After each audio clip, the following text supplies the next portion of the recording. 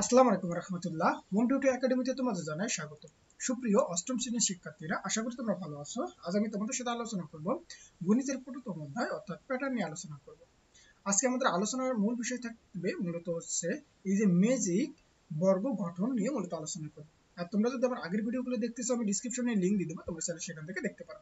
তাহলে এখানে প্রথমত আমাদেরকে কি বলতেছে যে তিন কর্মের ম্যাজিক বর্গ কিভাবে আমরা তৈরি করতে পারি সেটা এখন আমরা দেখব।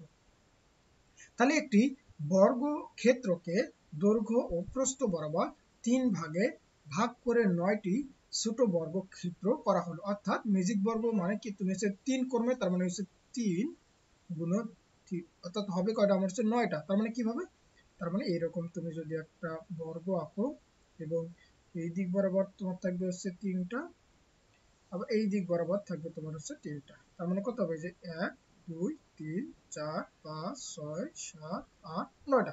অর্থাৎ তিন কর্মের বললে আমার কয়টা থাকবে, মূলত হচ্ছে 9টা। চার কর্মের বললে তার মানে হচ্ছে 4 গুণন 4, তার মানে কত হবে 4 4 আমার হচ্ছে 16টা হবে।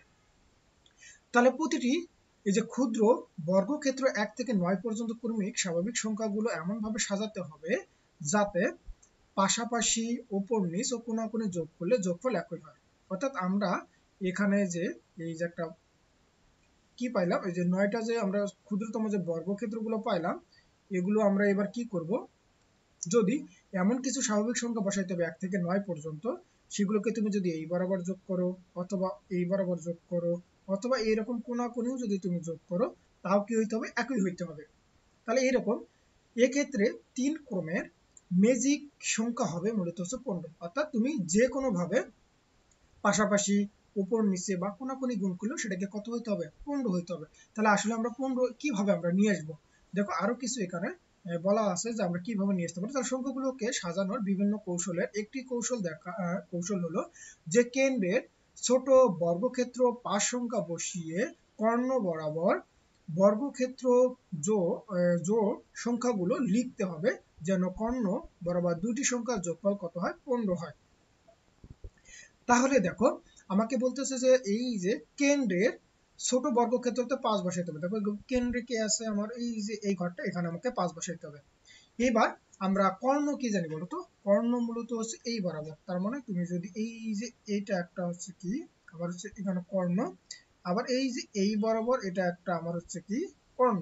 তার মানে এই কর্ণগুলোতে আমাকে কি বসাইতে বলতেছে, জোড় সংখ্যাগুলো বসাইতে বলতেছে, যাতে আমরা এই কোনাকুনি বরাবর যোগ করলে আমরা 15 পাবো, এই বরাবরও যোগ করলে আমরা কত পাবো, 15 পাবো। তার মানে কি, তাহলে জোড়া সংখ্যা আমরা এখানে কত বসালাম, 2, তারপরে এখানে 2 বসাইলাম, এখানে কত 4, তারপরে এখানে কত হচ্ছে 6, আর এখানে কত হচ্ছে 8। তুমি এই বরাবর যোগ করো, তার মানে 2 আর 5 কত 7, 7 যোগ কত 8, তার মানে কত 15। আবার এই বরাবর হচ্ছে 5 6 11, 11 4 কত পাইলাম আমরা, দেখো এই বরাবরও 15 পাইলাম, আবার এই বরাবরও সংখ্যাগুলোকে বসাই আমরা কত পাইলাম, 15 পাইলাম। তার মানে এটা বুঝতে পারলাম যে দুইটা কর্ণ বরাবর 15 পাইছি। এবার কর্ণের সংখ্যাগুলোকে বাদ দিয়ে বাকি বিজোড় সংখ্যাগুলো এমন ভাবে নির্বাচন করতে হবে যেন পাশাপাশি উপর নিচ যোগফল আবার কত হয়, 15 হয়। দেখো তো আমরা হচ্ছে এই যে এখানে তো পাইছি আমার 2, আর এখানে পাইছি হচ্ছে কত, মূলত হচ্ছে 4। তার মানে কি, এই যে 4 আর 2 যোগ করলে আমার কত হয়, তার মানে নিশ্চয়ই হচ্ছে কত 6। তাহলে এবার এই ঘরে আমাকে কত বসাইলে 15 হবে, তার মানে কি, তাহলে 6 এর সাথে আমি 9 যোগ করলে আমরা কত হবে, নিশ্চয়ই 15 হবে। আবার একই ভাবে আমরা এখানে পাইছি কত 6, আর এখানে পাইলাম কত হচ্ছে আমার 8। তার মানে 8 আর 6 যদি তুমি যোগ করো, তার মানে তুমি কত পাবা, মূলত হচ্ছে 14। তার মানে এখানে তাহলে কত বসাবো, তার মানে কি আর এক বসালেই মূলত আমার কত হবে, আমার এই বরাবরও কি হবে, 15 হবে। আবার এই বরাবরও 15 করা, এবার আমাদের মূল টার্গেট হবে এই বরাবর 15 করা। তাহলে এই বরাবর দেখো তুমি এখানে আছে হচ্ছে কত 2, আর এখানে আছে হচ্ছে কত 6, তার মানে যোগ করলে কত 8। তার মানে কি আমাকে 15 মিলাইতে আরো এখানে কত দিতে হবে, তার মানে নিশ্চয়ই দিতে হবে 7। তার মানে এই বরাবরও কিন্তু আমার কি হয়ে গেল, 15 হয়ে গেল। আবার এখানে আরেকটা সংখ্যা আছে, তুমি 8 আর 4 যোগ করলে কত 12, তার মানে এখানে কত দিলে আমাকে হচ্ছে কত হবে, 15 হবে। তার মানে দিতে হবে মূলত হচ্ছে 3। তার মানে দেখো এই বরাবর 15 হলো। তাহলে এই বরাবর 15, এই বরাবর 15, তুমি যেই দিক থেকে হিসাব করো না কেন, সব দিক দিয়েই সেটা কি হবে, আমাকে 15ই হবে। তাহলে আশা করি তোমরা বুঝতে পারছো যে তুমি উপর নিচ কোনাকুনি বা যে কোনো পাশে তুমি যোগ করো, সবগুলো ক্ষেত্রে তুমি কত পাবা, 15 করেই পাবা। তাহলে আশা করি এতটুকু বুঝতে পারছো। এবার দেখো এখানে আমাকে 4 ক্রমের একটা ম্যাজিক বর্গ দেওয়া আছে। তার মানে কি 4 কর্মী বলতে আমাকে এখানে মোট ঘর থাকবে কয়টা, তার মানে কি যে 4 গুণন 4, তার মানে এখানে ঘর থাকবে মোট হচ্ছে 16টা। তাহলে একটি বর্গক্ষেত্রকে দৈর্ঘ্য ও প্রস্থ বরাবর 4 ভাগে ভাগ করে 16টি ছোট বর্গক্ষেত্র করা হলো। দেখো এই যে এইরকম একটা এই যে ছোট একটা বর্গক্ষেত্র করা হবে, এখানে মোট 16টা ঘর আছে। এবার তারপর কি বলতেছে যে প্রতিটি ক্ষুদ্র বর্গক্ষেত্রে 1 থেকে 16 পর্যন্ত, যেহেতু 16টা ঘর আছে তার মানে কি 16টা ঘরে আমরা 1 থেকে 16 পর্যন্ত সংখ্যাগুলোকে বসাবো। তাহলে এই যে ক্রমিক স্বাভাবিক সংখ্যাগুলো এমন ভাবে সাজাতে হবে যাতে পাশাপাশি আবার হচ্ছে উপর নিচ কোনাকুনি যোগ করলে যোগফল কি হতে হবে, একই হতে হবে।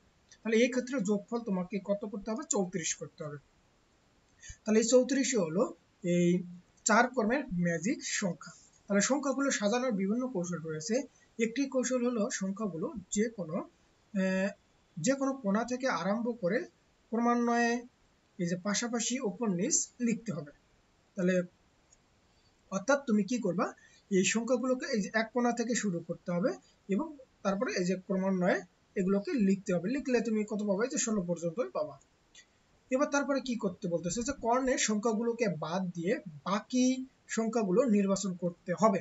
তার মানে কর্ণ কোনগুলো বলতো, আমার হচ্ছে কর্ণ মূলত এই যে এটা একটা কর্ণ, অর্থাৎ এই বরাবর এই একটা কর্ণ, আর এই যে এটা একটা কর্ণ। তারপরে এই সংখ্যাগুলোকে বাদ দিয়ে নির্বাচন, এই যে কর্ণের সংখ্যাগুলো বাদ দিয়ে সংখ্যাগুলো নির্বাচন করো।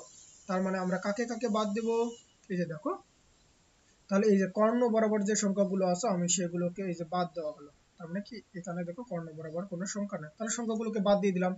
এবার তারপরে কি বলতেছে যে এবার কর্ণের সংখ্যাগুলোর বিপরীত কোণা থেকে লেখো। তার মানে কি বিপরীত কোণা থেকে আমরা কিভাবে লিখবো বলতো, দেখো তো এই যে এখানে আমার এই যে একের বিপরীত কোণা কত, আমার হচ্ছে 16। তার মানে কি, তাহলে এই যে 16 যাবে একের ঘরে, 11 যাবে তোমার হচ্ছে 6 এর ঘরে, আর 6 আসবে মূলত হচ্ছে 11 ঘরে, আর 1 আসবে কত, 16 ঘরে। দেখো এই যে বিপরীত ভাবে লিখলে এখানে হচ্ছে 16, তারপর হচ্ছে 11, তারপরে হচ্ছে 6 আসবে এখানে, আর 1 আসবে কত, এই যে এখানে। এবার তুমি এই কোণাটা যদি চিন্তা করো, তাহলে এই যে 4 আসবে তোমার হচ্ছে এই যে 13 ঘরে, আবার এই 7 আসবে হচ্ছে 10 ঘরে, আবার এই 11 যাবে হচ্ছে 10 যাবে তারপরে, আর 13 যাবে একদম সবার উপরে। তার মানে কি এই যে দেখো আমরা হচ্ছে কি করলাম, এই কর্ণের যে সংখ্যাগুলো এগুলোকে আমরা হচ্ছে বিপরীত ভাবে লিখলাম। এটাই বলতেছে যে এবার কর্ণের সংখ্যাগুলো বিপরীত কোণা থেকে লিখি, তার মানে কি আমরা লিখলাম।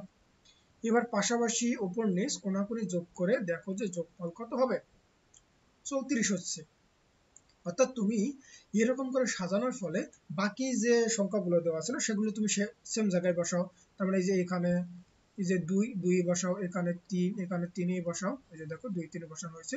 আবার এখানে কত ছিল, এই যে আমার এখানে ছিল কত হচ্ছে এই যে 5, আবার তারপরে 9 ছিল, তার মানে এই যে দেখো 5 আর 9 বসাইছি। আবার তুমি এইদিকে কত, এখানে ছিল 8 আর 12, তার মানে দেখো যে 8 আর 12 বসানো আছে। এখানে কত ছিল, এই যে 14 আর কত হচ্ছে 15, তার মানে 14 আর 15 তুমি বসাইছো। এবার তুমি যে কোনো পাশে তুমি হিসাব করো না কেন, তোমার সব সময় কত হবে, মূলত 34ই হবে। অর্থাৎ তুমি যদি কি করো, এই সবগুলোকে যদি হিসাব করো, তুমি এখান থেকে এই সবগুলোকে যদি হিসাব করো তাও তুমি কত পাবা, এই 34 পাবা। তুমি যদি এই বরাবর যদি হিসাব করো তাও তুমি কত পাবা, এই 34ই পাবা। অথবা তুমি যদি এই যে এই কোণাকুনি যদি হিসাব করো এইভাবে, তাও তুমি কত পাবা, এই 34ই পাবা।